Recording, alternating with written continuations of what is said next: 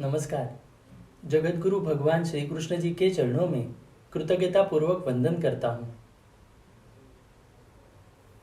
सनातन संस्था एवं हिंदू जनजागृति समिति की ओर से धर्म संवाद के इस विशेष कार्यक्रम में मैं कार्तिक सालुंके आप सभी का हार्दिक स्वागत करता हूँ। पिछले कुछ दिनों से हम कर्मफल सिद्धांत इस विषय पर हम जानकारी प्राप्त कर रहे हैं।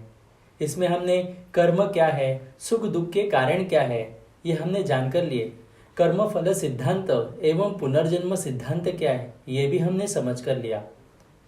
प्रारब्ध हमें किस प्रकार से भुगतना पड़ता है और प्रारब्ध कितना कठिन होता है और उसके लिए केवल नामजप ही करने से यह प्रारब्ध हमें सुसह्य होता है, ये भी हमें सभी को ध्यान में आया होगा।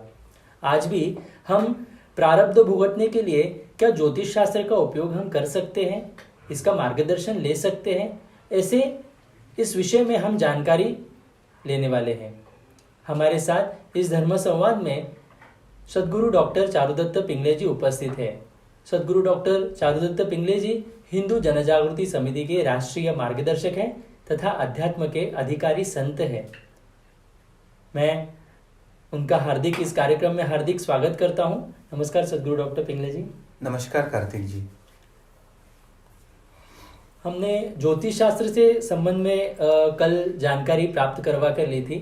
आज भी हम इस विषय से संदर्भ में कुछ जानकारी हम उनसे जानकर लेने वाले हैं। सद्गुरु डॉक्टर पिंगले जी, मेरा प्रश्न आपसे ये था कि प्रारब्ध के अनुसार व्याधि का रोग निदान करने में आयुर्वेद तथा ज्योतिष इन दोनों शास्त्रों की सहायता किस प्रकार से होती है, इसके बारे में आप हमारे दर्शकों को बताएं। कार्तिक जी, मुझे ऐसे लगता है कि पहले एखादा कर्म या एखादा जो भोग है, सुख या दुख, वो हमारा प्रारब्ध है या नहीं, ये जानने के क्या साधन हो सकते हैं वो हम पहले समझ लेंगे। एक सर्वसामान्य और मान्यता प्राप्त जो साधन है हमारे पास, वो है कि हमारे जो सानिध्य में कोई जीवन मुक्त या कोई सिद्ध पुरुष है या हमारे जो गुरुजन हैं, तो उनकी कृपा प्राप्त करना, यानी वही हमें संकेत या हमें बता सकते हैं कि आपके जीवन में आप जो भोग भोग रहे हैं वो प्रारब्ध है या नहीं है।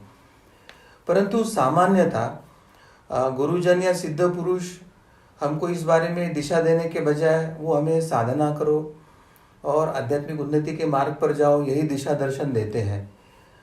परंतु जो अन्य व्यक्ति है जिनको ना तो जीवन मुक्त, कोई आध्यात्मिक उन्नति या सिद्ध पुरुष या कोई गुरु की कृपा प्राप्त नहीं है, ऐसे व्यक्ति को अगर कुछ जानने का अगर साधन चाहिए तो उसका एकमात्र जो साधन है वो है फलित ज्योतिष।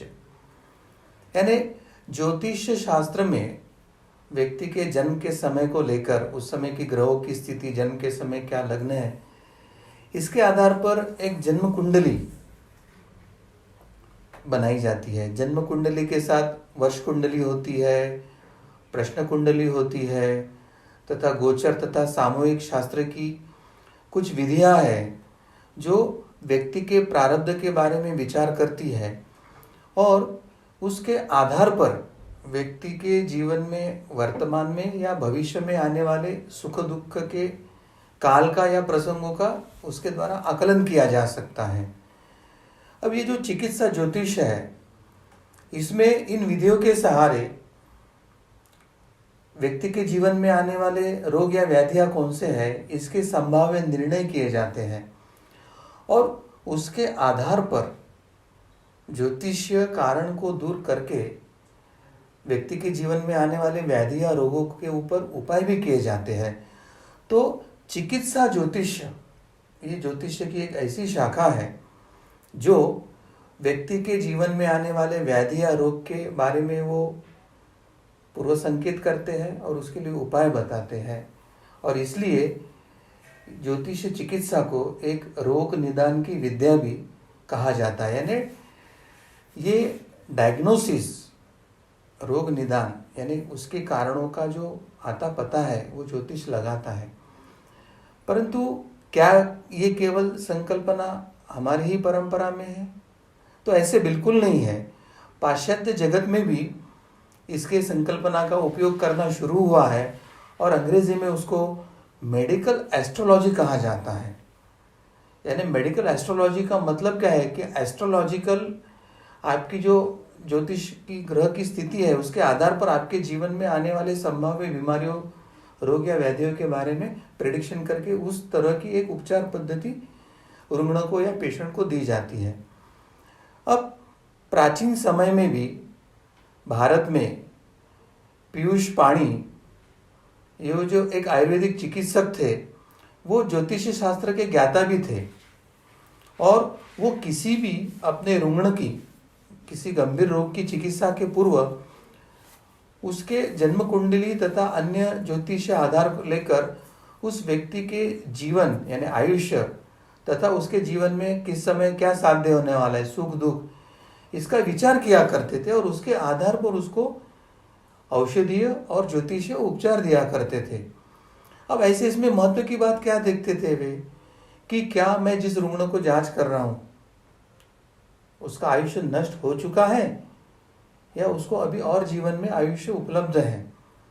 फिर दूसरी बात जो देखते थे कि क्या अगर उसका आयुष्य खत्म हो चुका है तो क्या इस चिकित्सा का उसको कोई लाभ होगा या नहीं, और अगर आयुष्य उसका लंबा है तो निश्चित चिकित्सा का लाभ होगा, ये जानकर उसके ऊपर वो उपचार भी करते थे।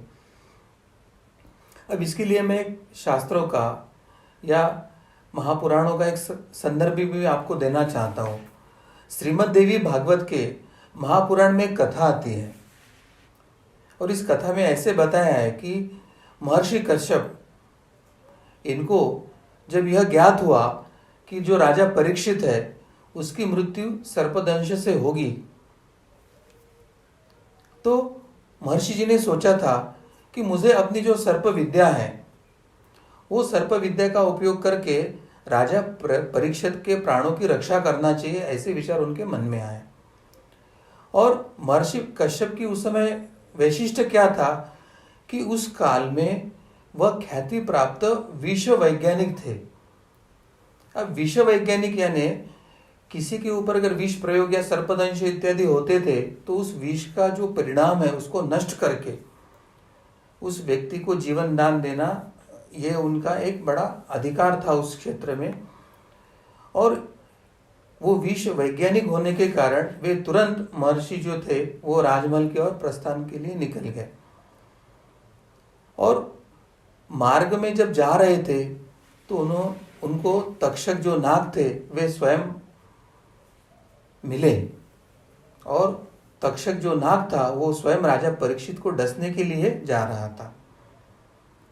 तो तक्षक ने जब देखा कि कश्यप ऋषि शायद राजा परीक्षित की तरफ ही जा रहे हैं, तो तक्षक नाग ने एक ब्राह्मण का वेश धारण किया और जाते जाते वे कश्यप जी से चर्चा करने लगे और बातों बातों में उन्होंने पूछा कि हे भगवान कश्यप, आप कहाँ जा रहे हो।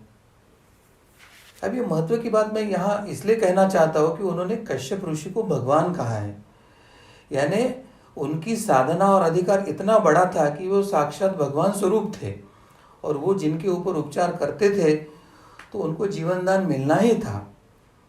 और ये जो तक्षक नाग थे वे भी कश्यप ऋषि का अधिकार जानते थे।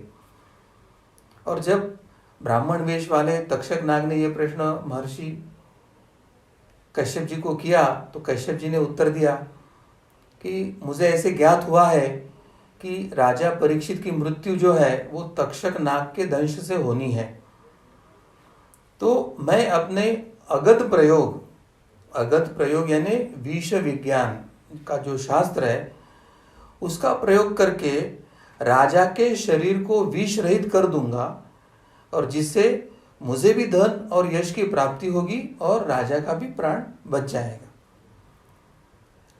अब तक्षक ने अपना ब्राह्मण वेश का जो छद्म वेश उसने धारण किया था उसको वो त्याग करके वे वास्तविक रूप में प्रकट होते हैं और फिर कश्यप ऋषि से कहते हैं कि मैं ही तक्षक नाग हूँ और मैं आपके ये जो विष उतारने का जो आपका अधिकार है, शास्त्र है, उसकी परीक्षा करना चाहता हूँ।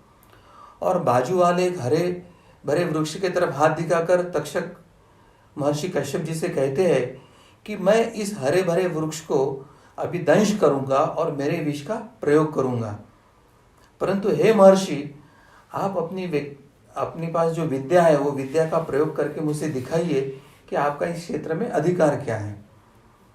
और तक्षक ने उस वृक्ष को दंश कर लिया, विष वो वृक्ष में फैल गया और वो जो वृक्ष था वो हरा भरा वृक्ष एक कृष्ण वर्ण यानी काला पड़ गया और शुष्क यानी वो जल गया, शुष्क हो गया।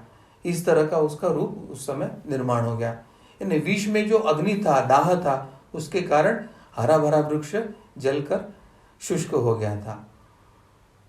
और जब ये महर्षि कश्यप जी ने देखा तो उन्होंने अपने अगत प्रयोग से उस वृक्ष में जो विष का जो परिणाम हुआ था वो पूरा नष्ट करके उस वृक्ष को पूर्ववत हरा भरा करके तक्षक को दिखाया। तो महर्षि कश्यप जी का ये अधिकार देख के तक्षक के मन में थोड़ी सी निराशा आई, परंतु फिर भी अपने आप को सावधान रखते हुए तक्षक ने फिर से महर्षि कश्यप जी को एक निवेदन किया और उनको एक प्रश्न पूछा कि आपका उपचार फलदायी तभी होगा जब परीक्षित राजा का आयुष्य शेष हो। अगर उसका आयुष्य खत्म ही होने आ रहा है तो मुझे लगता है कि आपके इस प्रयोग का फल आपको नहीं मिलेगा।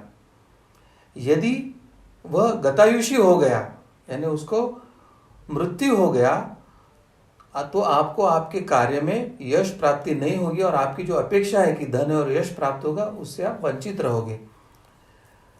अब महर्षि कश्यप जी भी सतर्क हो गए क्योंकि उनको पता है कि अगर किसी के जीवन में उसका आयुष्य अगर उर्वरित है तो ही विद्या का प्रयोग सफल हो सकता है और विद्या का प्रयोग करना चाहिए।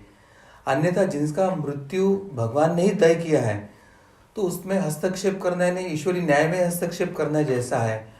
और इसलिए अब भावनाओं में ना बहकर वे सतर्क हो गए और उन्होंने तत्काल ज्योतिष गणना शुरू कर दिया और स्वयं उन्होंने यह पता लगाया कि क्या परीक्षित राजा के जीवन में कुछ आयु में कुछ उनकी घड़ी शेष है या नहीं है।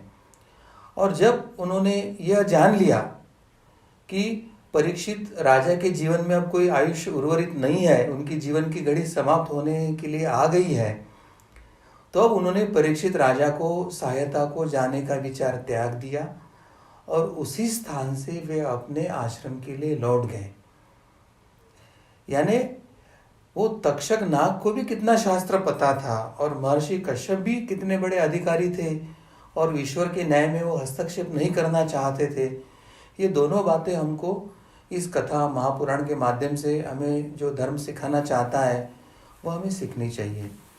अब तक्षक ये जो सबसे जहरीला विष है और जो तक्षक नाग है जो ये सबसे जहरीले विष को धारण करता है, तो तक्षक के विष को संस्कृत में तक्षकीन कहते हैं। तक्षकीन यानी ये इस ब्रह्मांड का सबसे विषारी वो विष है। और अगर हम शब्दों की व्युत्पत्ति देखते हैं और अंग्रेज में विष के लिए क्या शब्द प्रयोग किया जाता है वो अगर हम समझ लेते हैं तो अंग्रेज विष को टॉक्सिन ऐसा कहते हैं। अब ये जो टॉक्सिन शब्द है ये तक्षकीन ये संस्कृत शब्द से ही व्युत्पत्ति प्राप्त है और तक्षकीन ये तक्षक से यानी हमारी सनातन परंपरा से जुड़ी हुई बातों को है।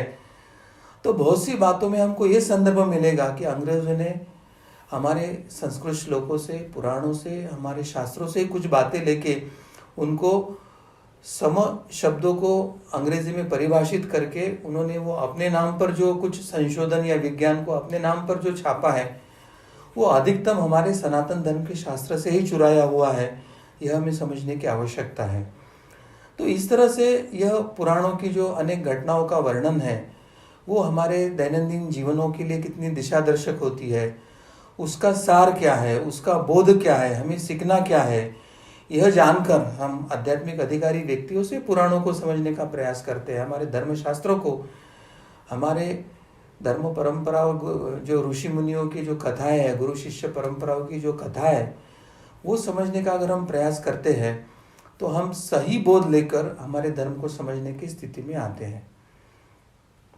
अब आगे का जो सूत्र हमको अभ्यास करना है, तो उसमें क्या है कि इस घटना से हमें क्या ज्ञात होता है कि प्राचीन काल में भी वैद्य जो है अपने रुग्ण के रोगों का निदान और उसके ऊपर जो उपचार करना है उसका साध्य क्या है या क्या वो असाध्य है, उनकी व्याधि जो है वो असाध्य है, ये जानने के लिए कदम कदम पर पद पद पर वो ज्योतिष शास्त्र की सहायता लेते थे।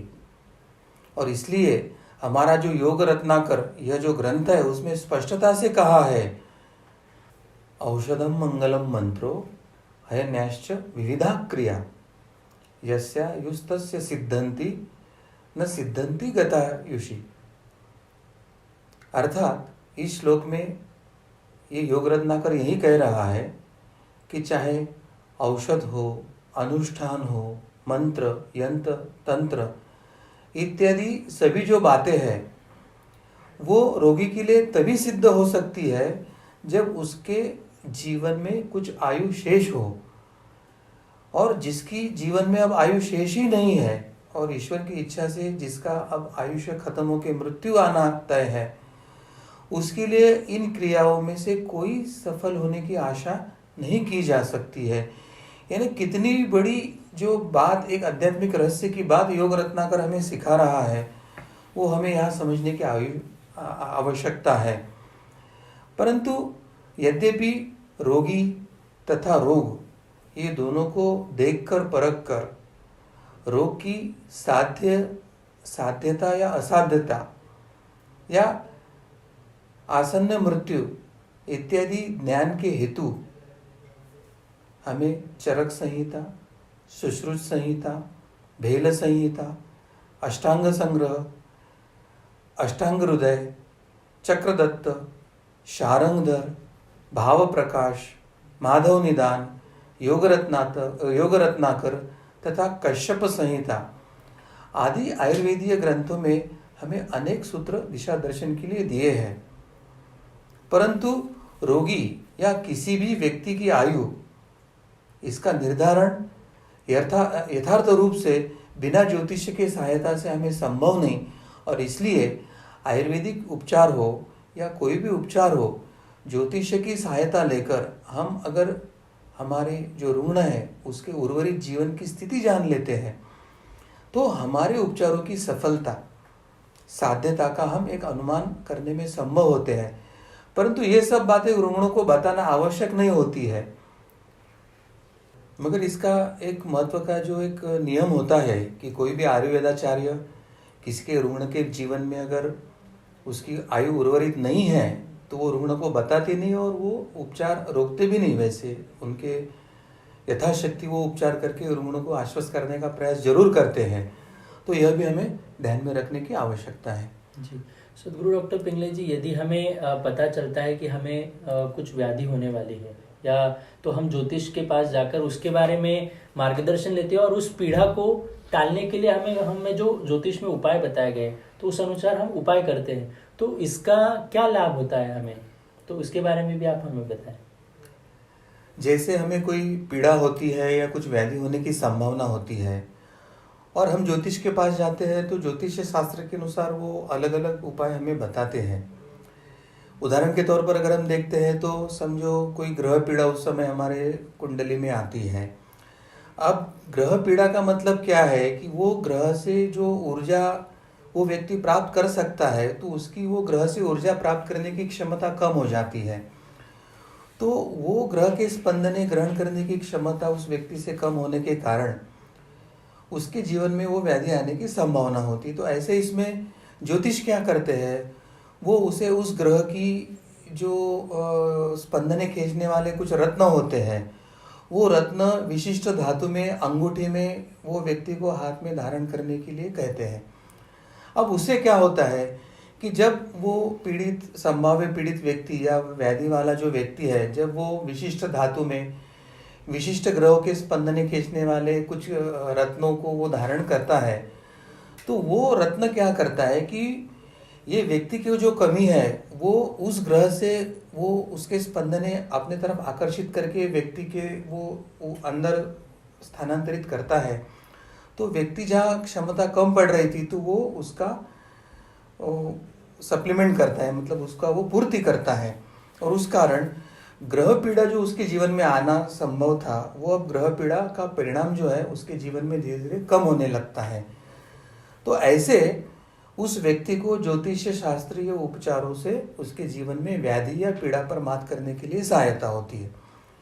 अब कुंडली या जन्म पत्रिका के दृष्टि से अगर स्पष्ट उदाहरण हमें देखना है तो किसी व्यक्ति के जन्म पत्रिका में उसमें जो 6, 8 या 12वां स्थान होता है वो स्थान अगर दूषित है, यानी उदाहरण के तौर पे वृश्चिक राशि का स्थान है और वो नीच राशि का होने से यानी चंद्र में होने से उस व्यक्ति को बार बार शीत का उपद्रव होता है। शीत यानी ठंड का, उसमें अपचन, चंचलता, मानसिक दुर्बलता इत्यादि कष्ट भी होने की संभावना होती है। अब इस कष्ट के लिए ज्योतिष शास्त्र क्या करता है? ज्योतिष शास्त्र उन्हें मोती इस रत्न को रजत यानी चांदी में उसमें अंगूठी बनवाने के लिए कहता है और उसके छोटी उंगली में, ये जो सबसे छोटी उंगली होती है उसमें धारण करने के लिए वो बताता है। इससे क्या होता है कि चंद्र राशि, चंद्र ग्रह के कारण, जो उपग्रह के कारण उसके जीवन में जो कष्ट आने की संभावना होती है, तो मोती उन स्पंदनों को आकर्षित करता है और मनुष्य के अंदर उसको पूर्ति करता है और उस चंद्र के ग्रह के पीड़ा की जो संभावना होती है तो वो पीड़ा पर उसमें मात होती है।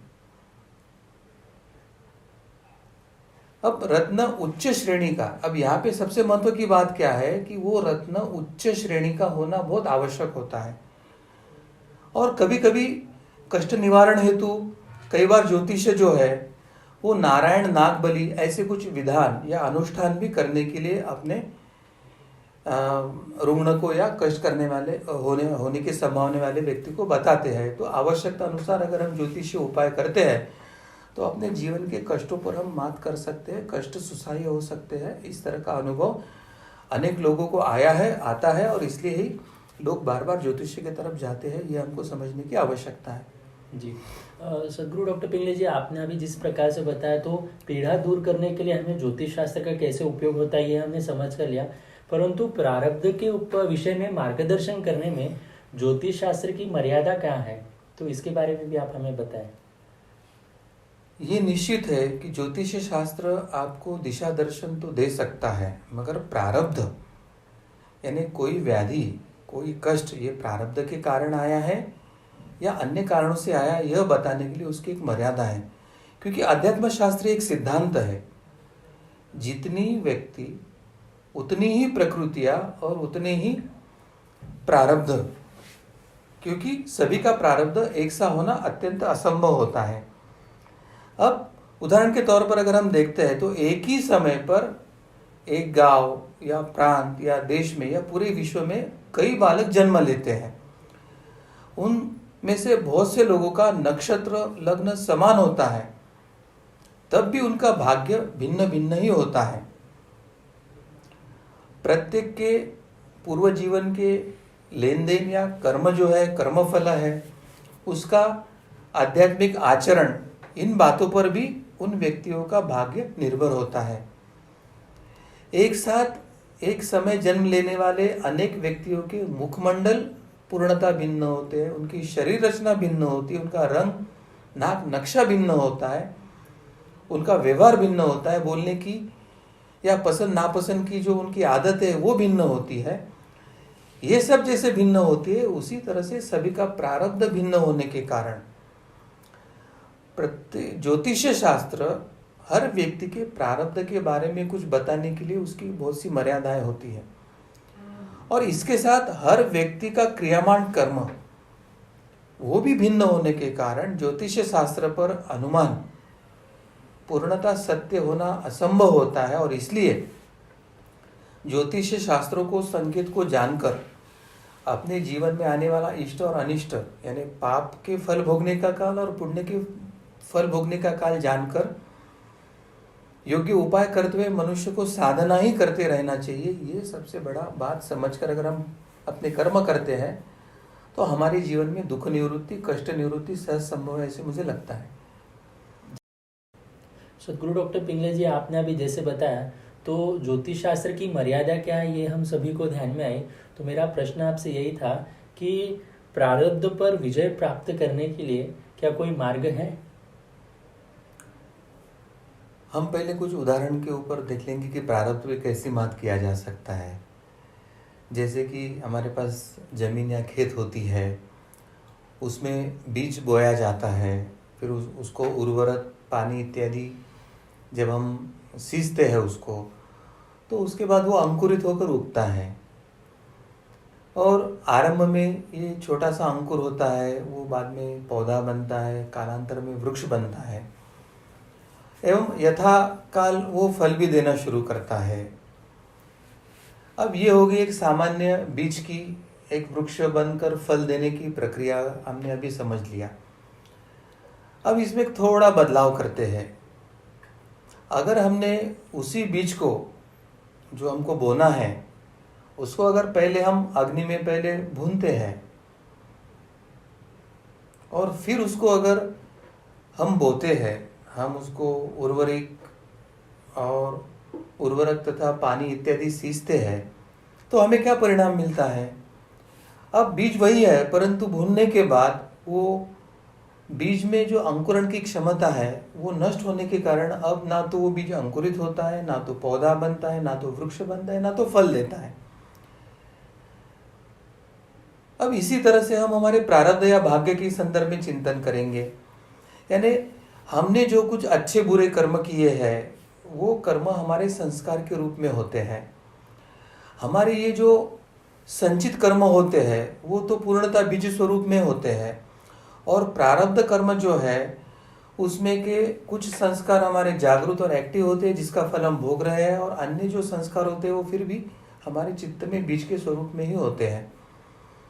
और उसका जब अनुकूल समय आता है भोग भोगने का, कष्ट भोगने का या पुण्य भोगने का समय आता है, उस समय वो अंकुरित होते हैं और हमें सुख दुख प्राप्त होता है। अब हम साधना करते हैं, पूजा अर्चना करते हैं, जप तप करते हैं, अनुष्ठान करते हैं, हम योग्य क्रियामान कर्म करते हैं, धर्म सम्मत शास्त्र सम्मत कर्म करते हैं, हम भाव भक्ति बढ़ाते हैं, भगवान की भक्ति करते हैं, या ग्रंथ और शास्त्रों का अध्ययन करके ज्ञान इत्यादि जानकर हम योग मार्ग का आचरण करते हैं।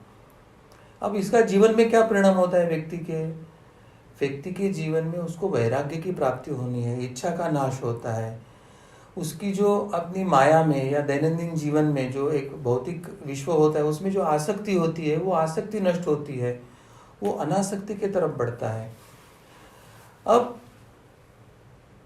एक प्रकार से वो उचित साधना करता है, और उचित साधना करने से जो उसके तप से जो अग्नि या तेज निर्माण होता है, अग्नि यानी तेज, हम कहते हैं ना कितना तेज पुंज चेहरा लगता है, कितना तेज है व्यक्ति में। तो तब से साधना में जब किसी में तेज निर्माण होता है तो सबसे पहले वो तेज उसके चित्त में जो सब प्रकार के जो संस्कार है, चाहे बीज स्वरूप में हो, अंकुरित स्वरूप में हो, या पौधे के स्वरूप में हो, या वृक्ष के या फल भोगने की स्थिति में आने वाले संस्कार है, उसको वो नष्ट करने की प्रक्रिया करता है।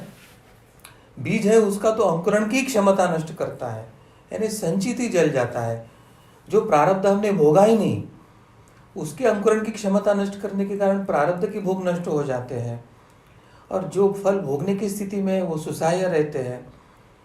तो एकंदरित साधना करने से हमारे संस्कारों के बीजों का, संस्कारों के जो अंकुर है उसका क्षय होना शुरू होता है, और इस तरह से हमारा जो संचित कर्म है, प्रारब्ध कर्म है, जिसके फल हमें भोगना है, वो न भोगते हुए उस पर विजय प्राप्त करने की ये एक विधि विधान हमें साधना के द्वारा मिलती है।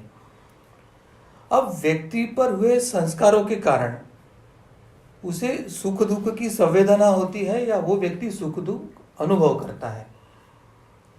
परंतु साधना के तप और अग्नि से, साधना के तेज से उसके संस्कार ही नष्ट हो गए तो व्यक्ति को सुख दुख की संवेदना ही नहीं होगी, सुख दुख अनुभव करना ही उसको संभव नहीं होगा।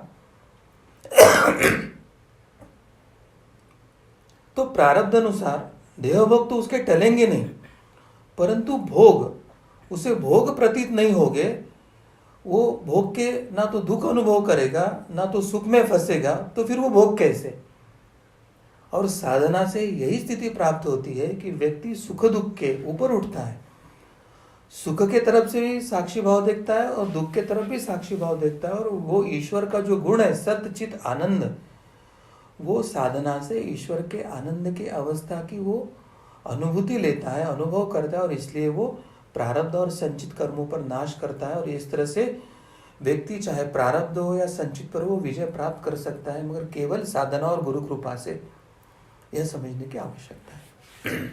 सदगुरु डॉक्टर पिंगले जी, मेरा अगला प्रश्न आपसे यही था कि सब माया है, यह जानने वाले जो तत्वज्ञानी व्यक्ति होते हैं तो ये भी कर्म के चक्कर में कैसे फंस जाते हैं, इसके बारे में आप हमें बताएं। ये बहुत आध्यात्मिक रहस्य है। जैसे बुद्धि कर्मानुसारिणी कहते हैं, तो जब व्यक्ति की बुद्धि अशुद्ध हो, साधना न करने वाली हो, या भोग इतने प्रबल होते हैं कि वो बुद्धि को कैसे फिर जानकर भी वो कैसे उसके तरफ आकर्षित करते हैं, तो ये रहस्य जान लेंगे तो हमें साधना का, गुरु कृपा का जीवन में महत्व पता चल जाएगा। अब कोई व्यक्ति तत्वज्ञानी है परंतु साधना में कम पड़ता है, गुरु कृपा में कम पड़ता है, तो तत्वज्ञानी व्यक्ति भी अपने प्रकृति के यानी अपने स्वभाव के वो अधीन होने के कारण वो जो इंद्रियों के विषय होते हैं या प्रारब्ध फल भोगने के जो विषय होते हैं उसी में वशीभूत हो जाते हैं। ज्ञान तो है, परंतु ज्ञान होने के बाद भी साधना योग्य दिशा से न होने के कारण, गुरु कृपा न होने के कारण अंतःकरण अभी तक उनका सत्वगुणी नहीं हुआ है। और जब तक अंतःकरण सत्वगुणी नहीं होता है तो व्यक्ति मनोनिग्रह करने के लिए सक्षम नहीं होता है। जैसे हम हनुमान जी का वर्णन करते हैं, जितेंद्रियम बुद्धिमताम वरिष्ठम, तो जितेंद्रिय ने इंद्रिय और मनोनिग्रह जब तक साध्य नहीं होता है, बुद्धिमता शुद्ध होकर वरिष्ठ नहीं होती है, मन के ऊपर वो नियंत्रण करने के लिए सक्षम नहीं होती है, तब तक व्यक्ति अपने संस्कारों में ही वशीभूत होता है और संस्कारों में ही आकर्षित होकर उसके लीला में लिप्त होता है। और इसलिए यहाँ पर मनुष्य के जीवन में साधना का महत्व हमें ध्यान में आता है, क्योंकि साधना करने से ही सत्वगुण की वृद्धि मनुष्य में बढ़ती है। प्रारब्ध भोग के अनुसार, यानी जिस समय जो प्रारब्ध के फल हमें भोगने के लिए फलित होने वाले हैं, उस समय ये सत्वगुण बुद्धि को नियंत्रण में लेता है और व्यक्ति को वो कर्म करने से बचाता है। परंतु जिसकी अगर साधना नहीं, जिसकी बुद्धि शुद्ध नहीं हुई, वो बुद्धि व्यक्ति के संस्कारों में प्रारब्ध के जो फल निर्माण होने वाले हैं उसके नियंत्रण में जाते हैं, उसके अनुसार उस व्यक्ति का मन कार्य करता है और वो व्यक्ति प्रारब्ध भोगता है। अब मन के विचार सत या असत ये दोनों प्रकार के हो सकते हैं और उनके मुताबिक आचरण करना अथवा नहीं, यह उस व्यक्ति के अधीन है। इसका मतलब व्यक्ति के बुद्धि के अधीन होता है। इसका मतलब व्यक्ति के एक तो सत्वगुण के अधीन है या रजतमो गुणों के अधीन है। अंतःकरण सत्व होता है तो शुद्ध बुद्धि मन को नियंत्रित करके प्रारब्ध भोगों से आपको बचा सकती है, परंतु अगर सत्वगुणी नहीं तो बुद्धि मन पर नियंत्रण नहीं कर पाती है और वो प्रारब्ध के फलों से बचा नहीं सकती है, क्योंकि प्रारब्ध तो जड़ है और वह चेतना के आश्रय से ही फल देता है। और ऐसा करना है या न करना है, यह विचार भी एक प्रकार से जड़ है, स्थूल है। सत विचार या असत के विचार अनुसार वर्तन करना है या नहीं है, ये कहने को तो व्यक्ति के अधीन है, चेतना के अधीन है ऐसे कहा जाता है, परंतु साधना के बिना हम ना तो सत्य के मार्ग पर जा सकते हैं, ना तो असत के मार्ग को हम चुका सकते हैं, क्योंकि वो हमारे वश में ही नहीं होता है। तो अच्छा या बुरा कोई भी जो फल प्राप्ति है वो होगी या नहीं, इस पर हम मुक्त हो जाएंगे, ये तय होता है।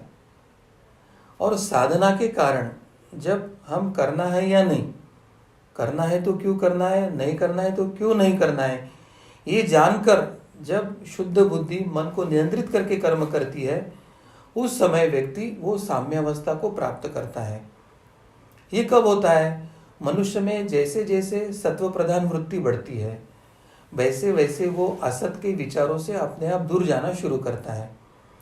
जैसे ही वो असत के विचारों से दूर जाना शुरू करता है, तो प्रारब्ध उसके लिए अनुकूल होते जाता है। इसका मतलब क्या है? तो सत्व गुण प्राप्त करने के कारण सद्बुद्धि प्राप्त होती है। सद्बुद्धि प्राप्त होने के कारण वो अच्छा बुरा इन सब का वो निर्णय ले पाता है, और उससे वो मात करके वो साधना करके आत्मानुभव यानी आत्मा दर्शन की तरफ उसका प्रवास होता है। और ऐसा जब होता है तो उसके जो सभी प्रारब्ध है, चाहे आदि दैविक हो आदि आध्यात्मिक हो, वो सब नष्ट होने की प्रक्रिया उसमें साध्य हो जाती है। वो व्यक्ति जीवित अवस्था में देह में रखता है, तब तक उसके मन में मैं सुखी हूँ या ये दुखी हूँ, ये जो सर्वसामान्य व्यक्ति के मन में जो विचार आते हैं, वो विचार अब उसके जीवन में आते ही नहीं, इसलिए उसे सुख दुख का अनुभव ही नहीं होता और वो आनंद अवस्था ही प्राप्त करता है। और इस अवस्था को आध्यात्मिक परिप्रेक्ष्य में क्या कहते हैं? इस अवस्था को आध्यात्मिक परिप्रेक्ष्य में प्राप्त पुरुष या जीवन मुक्त पुरुष या विदेही पुरुष या जिसने मोक्ष प्राप्त किया है, ऐसे एक आध्यात्मिक अधिकारी व्यक्ति, ये सभी एक अर्थ से ही हम उसको संबोध कर सकते हैं। तो इस तरह से ये प्रारब्धों की मात करने की लीला हमारे जीवन में आती है। सदगुरु डॉक्टर पिंगले जी, आपने अभी जिस प्रकार से हमें बताया, तो मन में एक प्रश्न आया कि जिनकी साधना अच्छी चल रही है, उनके जीवन में भी अनेक कष्ट प्रारब्ध के कारण आते हैं, पर उन पर उस प्रारब्ध का परिणाम नहीं दिखता है। तो इसका क्या कारण है? इसके बारे में भी आप हमें बताएं। सामान्यतः प्रारब्ध या जो भोग आते हैं, चाहे सुख या दुख या जो भी कोई जीवन में घटना होती है, तो व्यक्ति के जीवन पर क्या परिणाम होता है? जब कोई घटना घटित होती है तो व्यक्ति के मन में एक भावनात्मक प्रतिक्रिया निर्माण होती है। उसके संदर्भ में एक तो व्यक्ति को अगर पुण्य का फल है तो सुख निर्माण होगा, या पाप का फल भोगने की स्थिति है तो उसमें दुख प्रतीत होगा। इस तरह के दो प्रकार के भावनात्मक प्रतिक्रिया व्यक्ति के मन में निर्माण होते हैं। अब साधना से क्या होता है? साधना से धीरे धीरे मन का लय, मनोलय, यानी जैसे जैसे साधना के तेज से व्यक्ति के जीवन के संस्कार नष्ट होते हैं, नष्ट होने की प्रक्रिया शुरू होती है, दिव्य गुणों की जो ईश्वरी गुणों की वृद्धि शुरू होती है, तो मन नष्ट होने की प्रक्रिया होने के कारण मन में कोई प्रतिक्रिया ही निर्माण नहीं होती है।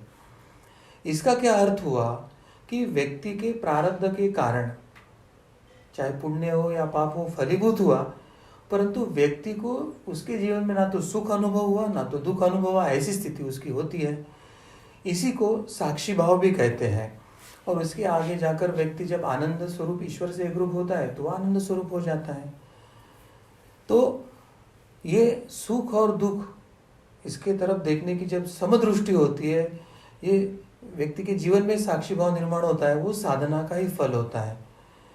साधना से क्या होता है? व्यक्ति के मन में एक जो मैंपन होता है, मैं मेरा मेरा, या उसको हम कर्तापन कहते हैं, या व्यवहारिक भाषा में जिसको हम अहंकार कहते हैं, तो वही जब समाप्त हो जाता है तो व्यक्ति को सुख दुख का अनुभव ही नहीं होता है। यही प्रत्यक्ष उसका परिणाम होता है। और वो उसके परे, यानी सुख दुख के परे क्या होता है? आनंद, जो ईश्वर के गुण है, सत चित आनंद, उस आनंद स्वरूप की ही वो अनुभूति लेते हैं। और साधना करने से तीसरा जो परिणाम होता है कि व्यक्ति निरंतर वर्तमान काल में रहने को सीखता है। अब वर्तमान काल में होने के कारण उसको भूतकाल के किसी घटना के कोई विचार नहीं आते हैं, या भविष्य में क्या होगा इसकी चिंता या उसके कोई विचार उसके मन में नहीं रहते हैं। और जब भूत और भविष्य का विचार ही मन में नहीं रहता है तो एक तरह से वो व्यक्ति प्रारब्ध के परे, अपने संचित कर्मों के परे निकल जाता है। उसके कारण प्रसंग तो घटता है मगर वो उसका ना तो सुख दुख अनुभव करता है और वो केवल आनंद ही अनुभव करता है।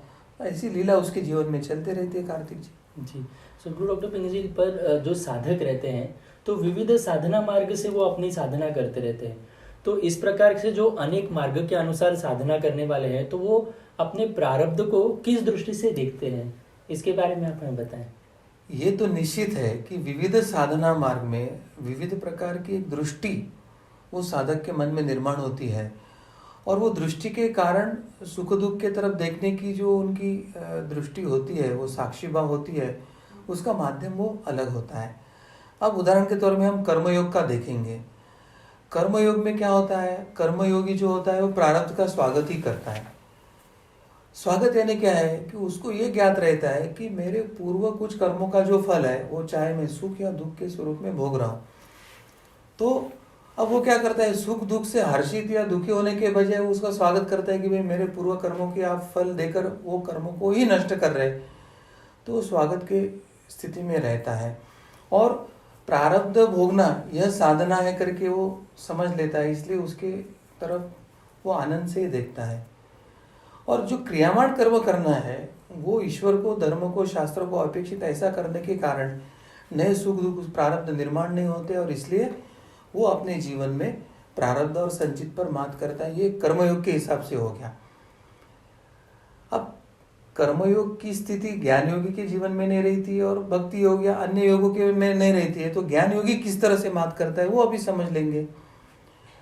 अब ज्ञान योग में क्या होता है, ज्ञान योगी उसकी जो जागृति, स्वप्न, सुषुप्ति या तुर्या, ये जो अवस्था होती है उसमें तुर्या अवस्था में वो होता है। अब जब तुर्या अवस्था में वो शरीर, मन, बुद्धि इसके ऊपर ही उठा हुआ है और वो चतुर्थ अवस्था में होता है, तो शरीर, मन या बुद्धि से उसका कोई व्यवहार ही नहीं हो रहा है, तो उसके लिए प्रारब्ध नाम का कोई प्रश्न उसके जीवन में नहीं रहता है। तो तुर्या अवस्था में उसकी स्थिति क्या रहती है, तो उस तुर्या अवस्था में उसकी स्थिति रहती है कि मैं ब्रह्म हूँ और ये पूर्ण समष्ट चराचर जो है वो ब्रह्म है। अब सब कुछ ब्रह्म ही है, ये मन की धारणा होने के कारण जो भोग रहा है वो ब्रह्म का ही स्वरूप होने के कारण वो ना तो दुख है, ना तो सुख है, ना तो प्रारब्ध है, ना तो संचित है, उससे किसी से लेना देना नहीं, सब कुछ ब्रह्म है। तो ये अवस्था में उसको ना सुख है, दुख है, वो तो अपने मस्ती में रहता है। तो ये ज्ञान योगी दृष्टि इस तरह की होती है। अब हम सर्वसामान्य जो जीव है, हम वो भाव भक्ति मार्ग से जाने वाले लोग होते हैं, तो हमारी क्या दृष्टि होती है, हम किस कारण सुख दुख पे मात करते हैं या किस कारण सुख दुख हम पर प्रभाव नहीं करते। तो भक्ति योग में भक्तों का एक भाव रहता है कि मेरे जीवन में जो कुछ हो रहा है वो भगवान की देन है, प्रसाद है और उसको आनंद से स्वीकारना है। अब किसी व्यक्ति के जीवन में दुख आता है तो वो कहते हैं कि ये तो मुझे भगवान ने दिया, ये उसकी इच्छा है तो मुझे स्वीकारना है, तो वो आनंद स्वीकार लेता है। अब जब दुख को ही आनंद से स्वीकारता है तो दुख का दुख कैसे होगा उसे। और जब खुशी का मौका आता है तो बोलते भगवान का प्रसाद है, उसको ले लो, तो भगवान का प्रसाद कहने से दुख में भी वो आनंद ही पाता है। तो भक्त के जीवन में तो बस ईश्वर और ईश्वर की इच्छा, इसके अलावा कुछ नहीं रहता है, तो ना सुख है ना दुख है, ऐसी अवस्था उसकी हो जाती है। हम सब सामान्य लोगों की ये अवस्था होती है। तो जो साधक है, जो संत है, जो सतत भगवत भक्ति में ही लीन है, बस उसके ईश्वर और ईश्वर के बिना जीवन में उसका कुछ है ही नहीं। अब उन पर प्रारब्ध के आज कैसे आएंगे मुझे बताइए आप।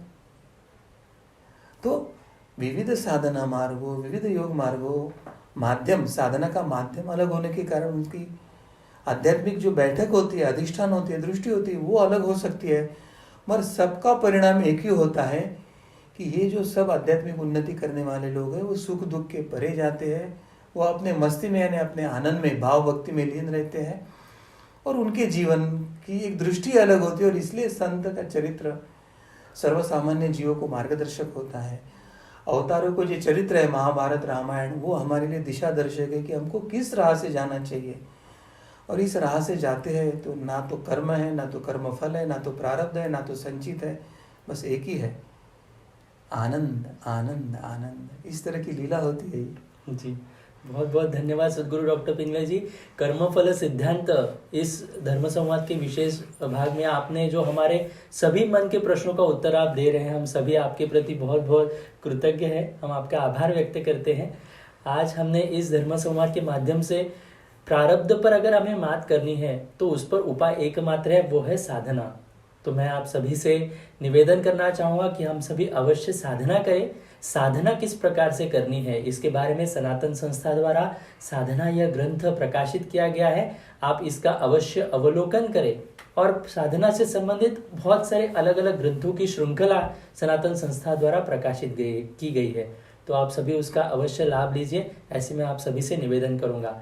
यह धर्म संवाद का सत्र सुनते समय यदि आपके मन में कुछ शंका निर्माण हुई हो तो आप अवश्य अपने चैट बॉक्स पर लिखकर दे सकते हैं, और आपके कुछ सुझाव हो तो उसको भी आप लिखकर अवश्य दीजिए। हम आपके शंकाओं का समाधान करने का अवश्य पूर्ण रूप से प्रयास करेंगे।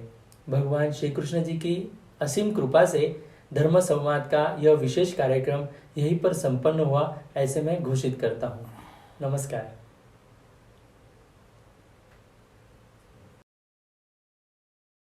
कर्म का लेखा होता सही, वो लिखने वाला झूठा नहीं।